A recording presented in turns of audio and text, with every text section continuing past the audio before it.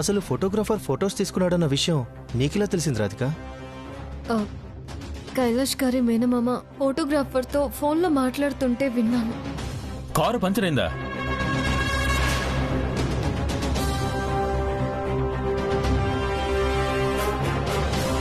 Car tyre puncture అయిందంటమ్మా.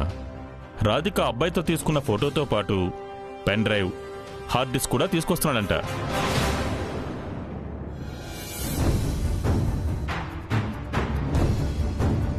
లక్కీగా వాళ్ళు ఫోన్లో మాట్లాడుతున్నప్పుడు విషయం తెలిసింది. పోనీలే, నువ్వు వినడం మంచిదైంది రాధిక. అవును, ఫోటోగ్రాఫర్ గమనించకుండా ఆ ఫోటోస్ అన్ని నువ్వెలా తీసావు? నువ్వు చెప్పిన అడ్రస్కి వెళ్లేసరికి అతను కార్ టైర్ మారుస్తున్నాడు రాధిక.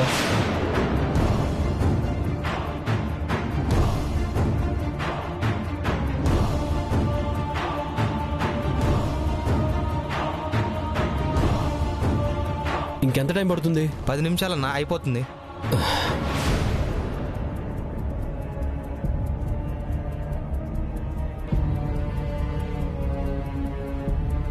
రాధిక చెప్పిన దాని ప్రకారం ఫోటోగ్రాఫర్ ఇతనే అయ్యి ఉంటాడు.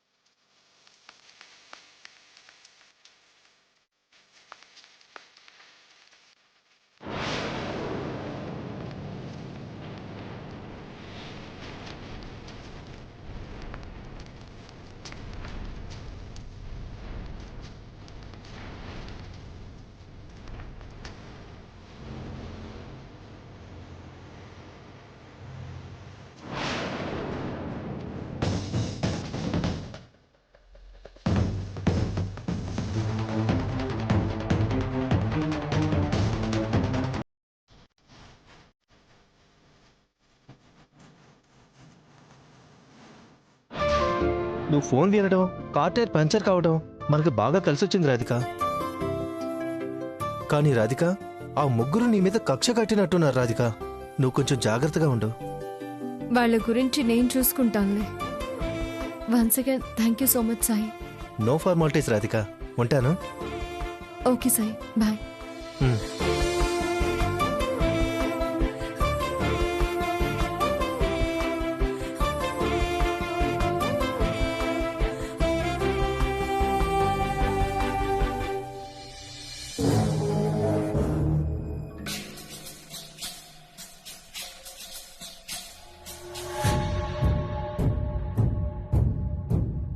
నువ్వెంత మారిపోయావు Radhika. No no no no, నిన్ను మాయ చేసి మార్చేశారు. మన ప్రేమ చాలా గొప్పది. నిన్ను దూరం చేసుకునే ప్రసక్తే లేదు.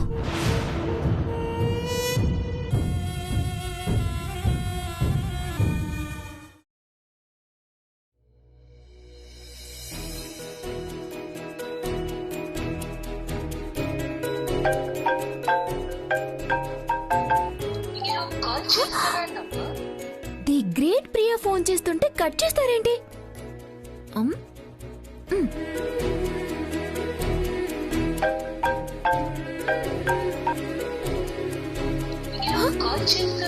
అరే, అసలు ఎందుకు ఫోన్ చేస్తున్నానో కూడా తెలుసుకోకుండా కట్ చేస్తాడేంటి? చాలా ఎక్స్ట్రా చేస్తున్నాడు.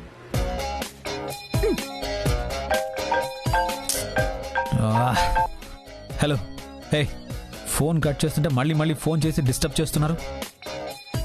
ఎవరు మీరు? ఎవరు మీరు అంటే కనీసం నా నంబర్ కూడా ఫీడ్ చేసుకోలేదన్నమాట. హే, మీరేమన్నా ఆకాశం నుంచి ఊడిపడ్డారా? మొదటి రింకే ఫోన్ లిఫ్ట్ చేసి ఎస్ మేడం అని అనడానికి. చిరాకు పుట్టించకుండా మీరెవరో చెప్పండి. వీడికి బాగా ఎక్కువైపోయింది. నేనండి, ప్రియాని. మీరా? చెప్పండి. మీరా అని అంత తేలిగ్గా కొట్టి పారేస్తారేంటండి? నేనంటే లెక్కలేదా? ప్రియ గారు, ఇరిటేట్ చేయకుండా మీకేం కావాలో చెప్పండి. నా మాట మీకు ఇరిటేటింగ్ గా ఉందా?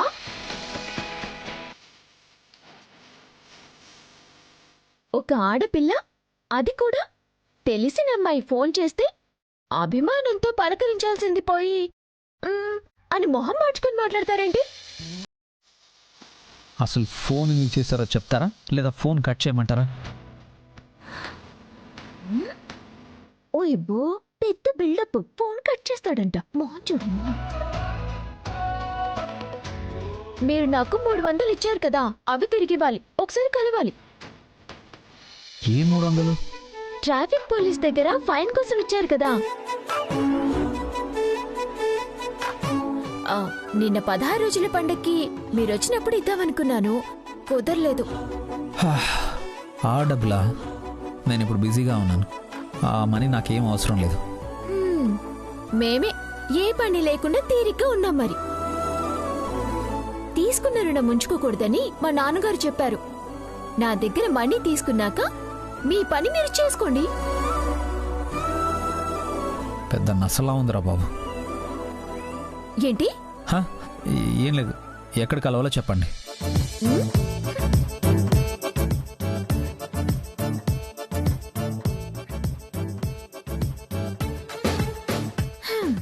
కొంచెం టైం సెన్స్ పాటించి వెంటనే రండి.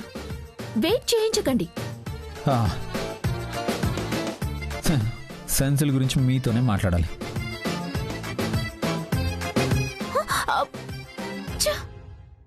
ఎంత పొగరి మనిషికి.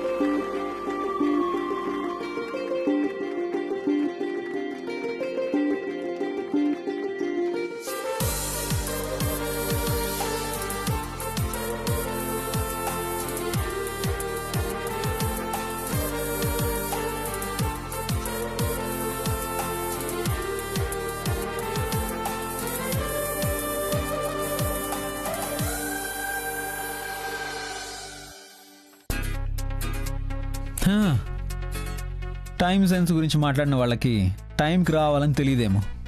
మరి అంత వెటకారం ఏం అవసరం లేదు. ట్రాఫిక్ వల్ల లేట్ అయింది. మీ డబ్బులు మీకు ఇస్తానుండండి.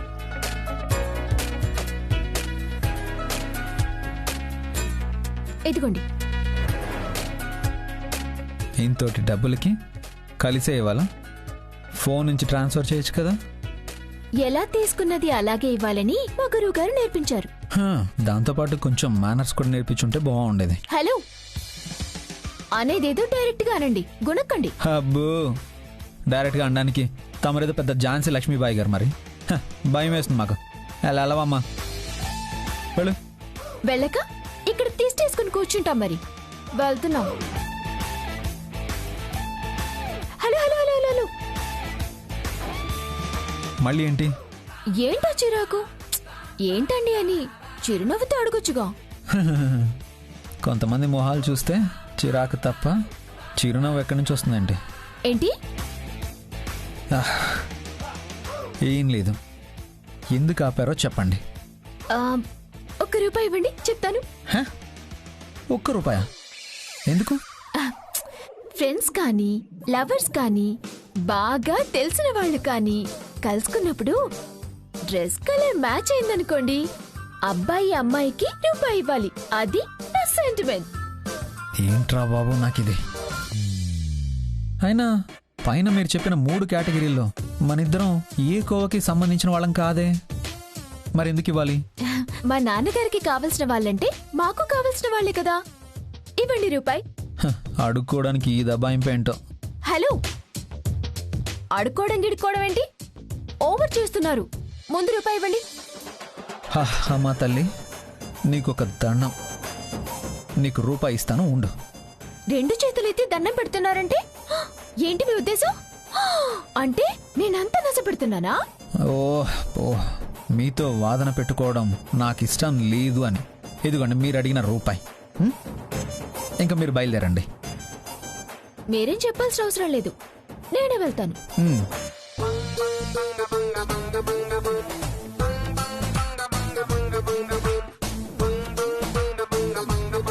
నమస్కారం తల్లి.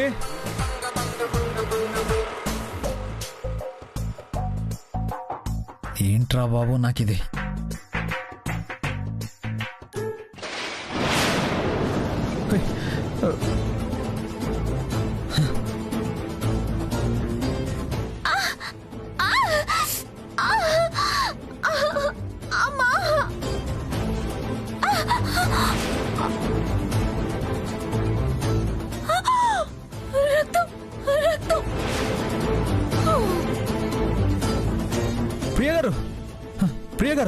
ప్రియ గారు లేవండి.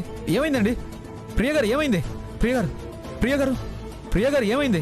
ప్రియ గారు లేవండి. ప్రియ గారు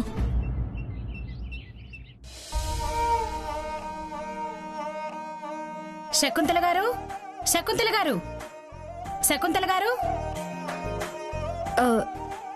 ఎవరండి మీరు? మేం మహిళా మండలి నుంచి వస్తున్నాం. శకుంతలాదేవి గారు ఉన్నారా? ఉన్నారు, నేను పిలుస్తాను, మీరు కూర్చోండి.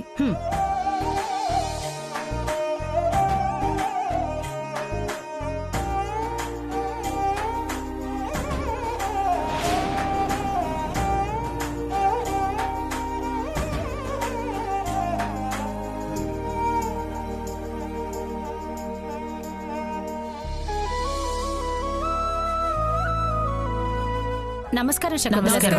నమస్కారం, కూర్చోండి. అత్తయ్య, మీరు మాట్లాడుతూ ఉండండి, నేను కాఫీ తెస్తాను. అలాగే, చెప్పండి. మేము అమ్మా లేడీస్ వెల్ఫేర్ క్లబ్ నుంచి వచ్చామండి. ఆ వెల్ఫేర్ నుంచి కుటుంబ బాధ్యతలు మోసే ఆడవాళ్లకు భర్త లేకనో మరే విధంగానో స్వయం ఉపాధి కోసం చూసే ఒంటరి ఆడవాళ్లకు కుట్టు మిషన్లివ్వడం, చిన్నపాటి వ్యాపారం పెట్టుకోవడానికి ఆర్థిక సహాయం చేసి ఆసరాగా ఉంటున్నాం.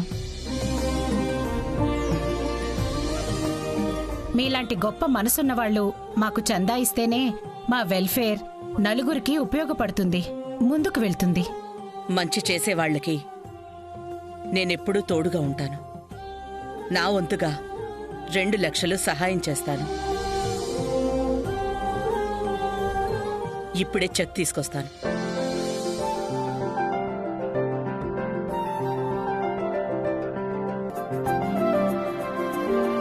ఎంత డబ్బున్న వాళ్ళైనా 25,000 మించి చందా ఇవ్వట్లేదు. ఈవిడేంటి ఏకంగా 2 లక్షలు ఇస్తానంది? ఆవిడంతే, మంచి అనిపిస్తే అంచనాకి మించి సహాయం చేస్తారు. మరి ఈవిడి గారు ఇంత దానాలు చేస్తూ ఉంటే భర్త ఏమనడా? అసలు ఆవిడ అనటానికి భర్తంటూ ఉంటేనేగా.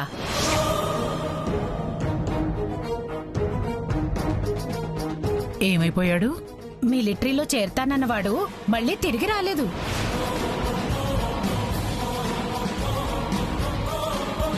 ఏదో యుద్ధంలో చనిపోయాడని అందరూ అనుకుంటున్నారు.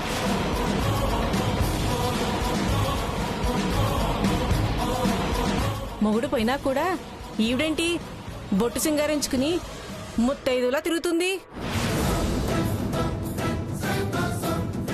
డబ్బున్న వాళ్ళంతా ఇంతే. భర్త ఉన్నాడని జనాలను నమ్మించి డాబుల కోసం ఆచారాలు గాలి కొదిలేసి ఇదిగో ఇలా టిప్పు టాపుగా రెడీ అయ్యి తిరుగుతూ ఉంటారు. ఇలాంటి వాళ్ళకి ఐదోతనం కంటే అందరికీ అందంగా కనిపించడమే ముఖ్యం.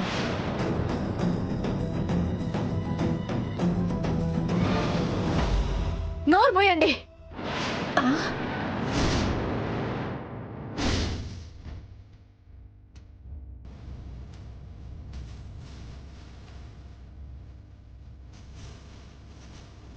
లేవండి, లేవండి.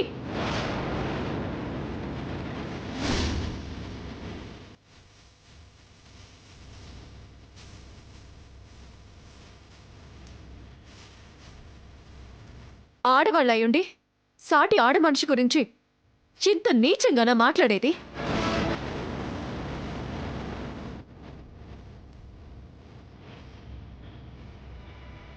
అసలు మా అత్తయ్య గురించి మీకేం తెలుసని అంత చులకనగా మాట్లాడుతున్నారు? మేమేమన్నా అమ్మా, ఉన్నదేగా అన్నాం. చాలా ఆపండి.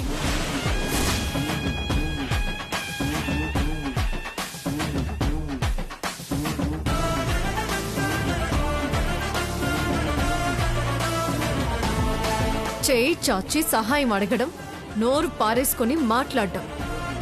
మీలాంటి ఆడవాళ్ళ 10 మంది ఆడవాళ్ళకి సహాయం చేసేది?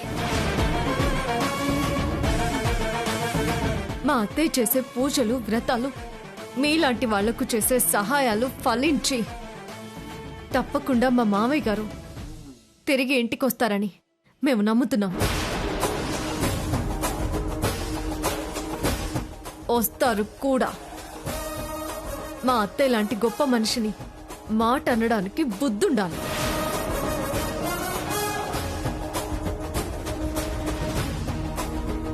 ఇంకొకసారి చందాలు సహాయాలు అంటూ ఇంటి పక్క కూడా రావద్దు. మర్యాదగా ఉండదు. వెళ్ళండి, వెళ్ళండి. రాధిక,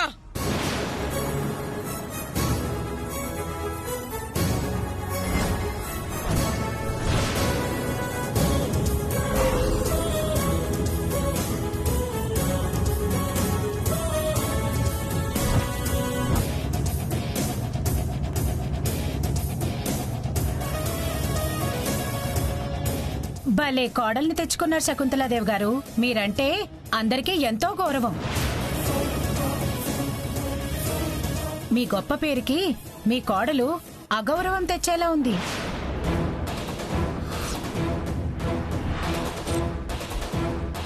ఇంటికొచ్చిన వాళ్ళకి మర్యాద ఇవ్వకపోగా పెత్తనమంతా ఈవిడదే అన్నట్టు మాట్లాడుతోంది. మీ కోడల్ని మీరు అదుపులో పెట్టుకోపోతే మీకు చెడ్డ పేరు వస్తుంది. సరే సరే వదిలేయండి.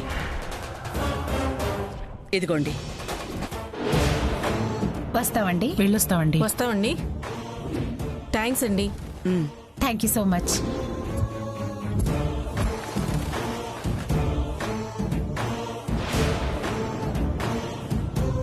రాధిక, ఇప్పుడుంటది చెల్లెల చేతిలో రాధికకి. ఎందుకు వాళ్ళతో అలా మాట్లాడావు? క్షమించండి అత్తయ్య గారు. మీకు సమాధానం చెప్పే పరిస్థితుల్లో నేను లేను.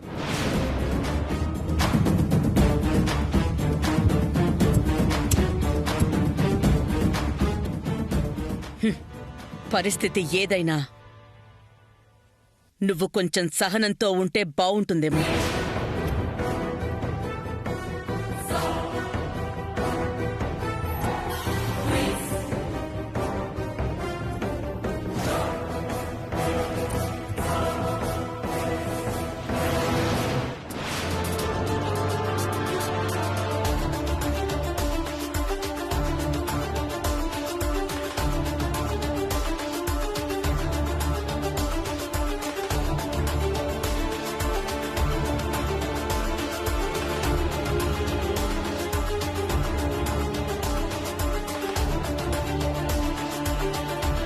చెల్లెమ్మా, గౌరవం అనే పునాదుల మీద నువ్వు ఇంటిని కట్టావు. పొరువునే ఊపిరిగా చేసుకుని బ్రతుకుతున్నావు. నీ కోడల వల్ల నీ మర్యాదంతా గంగలో కలిసిపోయేలా ఉందమ్మా. అమ్మమ్మమ్మమ్మా వచ్చిన వాళ్ళని రాధిక ఎన్నెన్ని మాటలంది. తన కైలాషు తన చెప్పు చేతుల్లో ఉన్నాడంట. ఈ ఇంటి పెత్తనం అంతా తందేనంట. చందాలు అడిగితే నన్ను అడగాలి కాని కృష్ణారామా అంటూ మూలను కూర్చున్న మా అత్తను అడుగుతారేంటి? ఇంట్లో ఆవిడికి ఏ అధికారమూ లేదు, అంతా నాదే అంటూ నోటుకొచ్చినట్టు వాగుతుంది. మంచిది గుణవంతురాలు అని కోడలిగా కోరి మరీ తెచ్చుకుని నెత్తి మీద పెట్టుకున్నారు.